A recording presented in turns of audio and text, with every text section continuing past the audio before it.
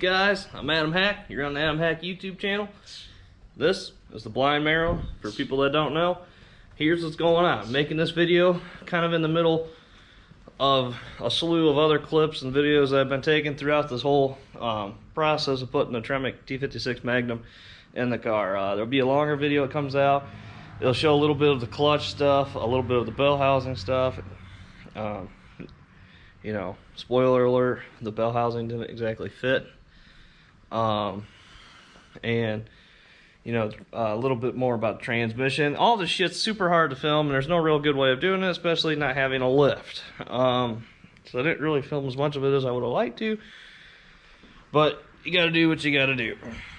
So, anyway though, the burning question is, will a Tremec T56 Magnum fit in an F-body without hacking up or hammering on the transmission tunnel?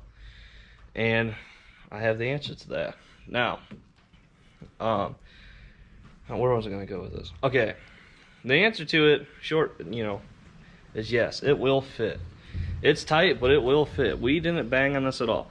And I'm going to show you the hole that's in the car right now is the original hole, because this is the original 4-speed. Just took the shifter hump out of there because I'm going to replace it with this other shifter hump.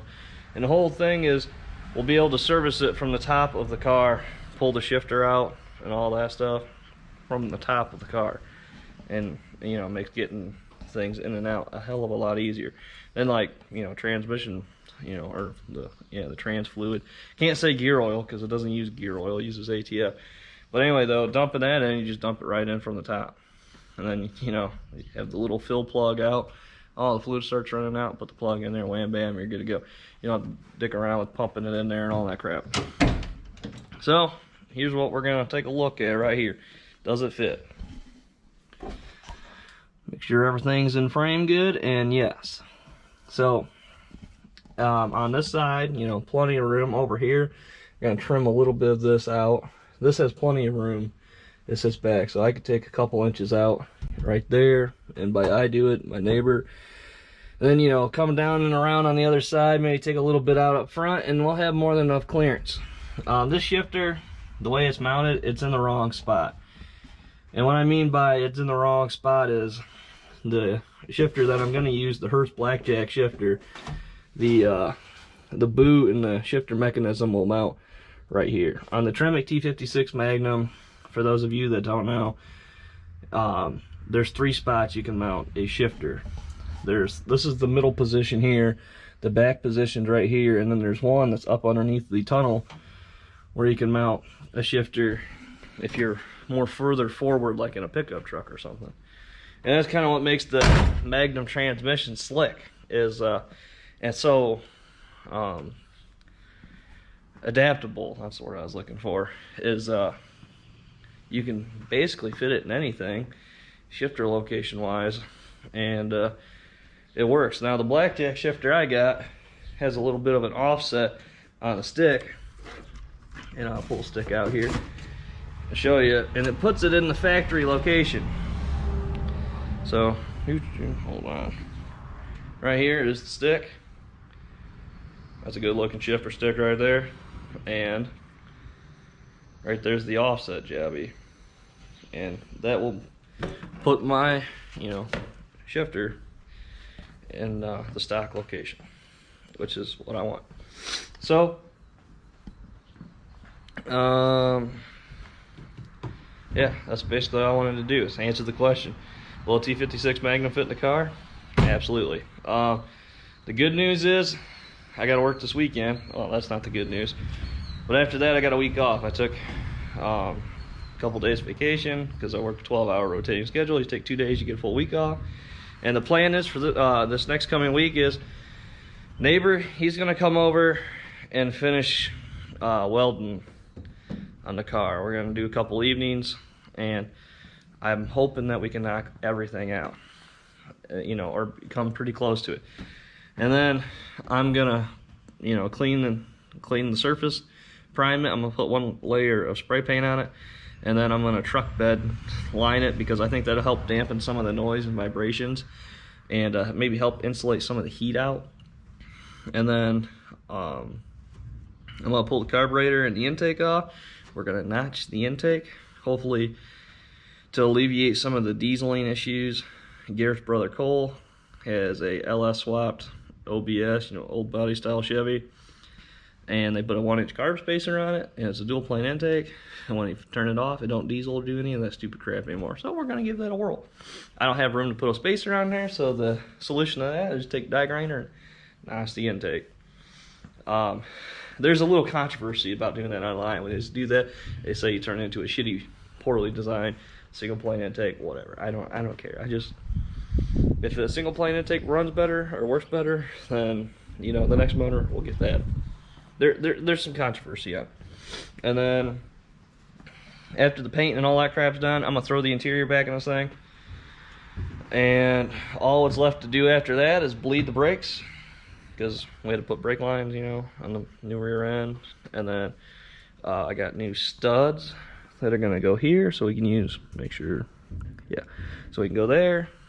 And the whole idea is you have one socket and one lug nut that fits everything, because right now I don't have that.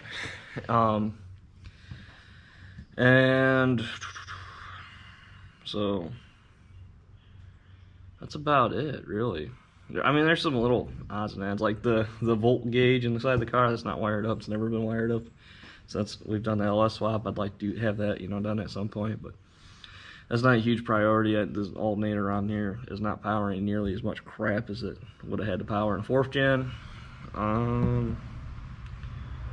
Yeah. Oh, the transmission is not. I should have mentioned this too. It is in there for testing purposes. We got to measure a drive shaft. So after I get done filming this, I'm gonna set the front wheels on these little ramp jobbies that my grandpa made, and to load the suspension, the rear is just going to sit on jack stands because it's already going to load the suspension like that. And then tonight, when Garrett gets off work, we're going to measure a drive shaft. I was going to order it from Spawn, but the Pennsylvania governor has ordered them to close because of the coronavirus.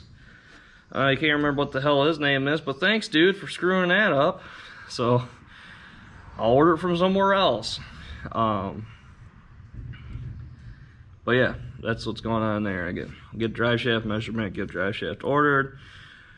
We got to pull the trans out because the slave cylinder is not in there. And I'll tell you about putting the trans in it real quick too. It was not pretty. Holy shit, what a pain in the ass. We were down there, we struggled, and finally got it to start. And you know, basically using a motorcycle jack and a piece of wood to like put the trans on an angle, and then trying to get the motor to match that angle. And when you get it, you know, then you get started, you gotta wiggle it in there, you know, 2 hands on the back of it. Me and Garrett, we finally, you know, it felt like we had it started. We both got behind it and pushed as hard as we could, and you could feel it just slide in the first disc. And then to pull it in the right, you know, then we finally got it in there far enough where we could just use a couple bolts and, you know, had some threads, and we were able just to crank the bolts, you know, a couple on each side, you know, a couple turns, and just kind of pull itself in there. So yeah, it was a real pain in the ass, and we got to do it again, and it's really gonna suck, but that's the life of a race car, and not having a lift, doing everything on the ground really sucks. So guys, that's what's going on. Will a Tremec T56 Magnum fit inside the car without cutting the bell housing? Absolutely. All right, man, without cutting the bell housing, without cutting the transmission tunnel, absolutely. We did cut the bell housing, by the way, but right there it is. And there's actually a lot more room than I ever thought there was gonna be. I thought it was gonna be way tighter than this.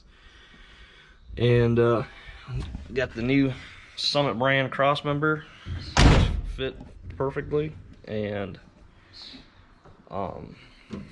leaves a lot more room now for activities like X pipes, which this car is going to get an X pipe at some point in time. And yeah, so very happy with everything.